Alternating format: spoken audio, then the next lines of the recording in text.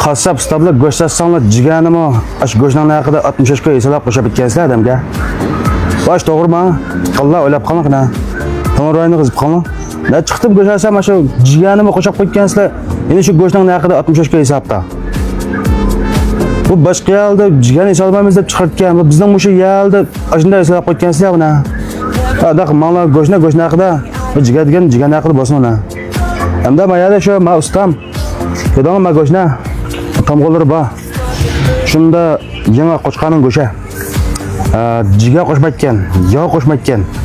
Go'shni lam. Qancha asanlar? Nech bor? 58 koy.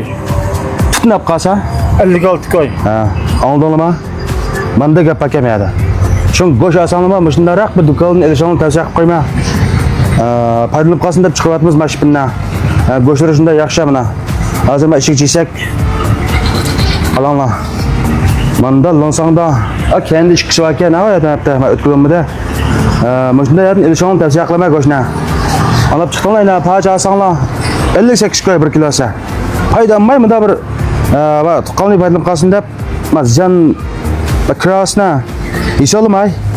Ash o'zi ochiqqan naqdi sizlarga bunda bir haftalik bunda o'rlashtiribdi mana shuni. Shon paydolanib qolsanglar burada. Ustam buyoqning o'rni. To'xtan o'rni menda Beshkent bozori. Mushu Qizilchiroq, Olmatarak markan Qizilchiroqdan 100 metr o'tsanglar yo'lning mush qarshisida bor mana Jumala Qizilchiroqqa shu ayna. Yo'lning mush qarshisida ema yo'lkisi bor shu. Qo'y go'shtlarini to'plab parchasiz o'rna degan shu telefon nomeri shu uzatish nomeri shu usta. 181 181 99 54 96 97. Gapimiz janob ustama. Shu bo'yicha mulozimat qilib turganmiz. Rahmat, men bu go'shaqlik kelgan. Shunaqa oldim men. Da paydolanib qolsam bo'ldi mana shu billah.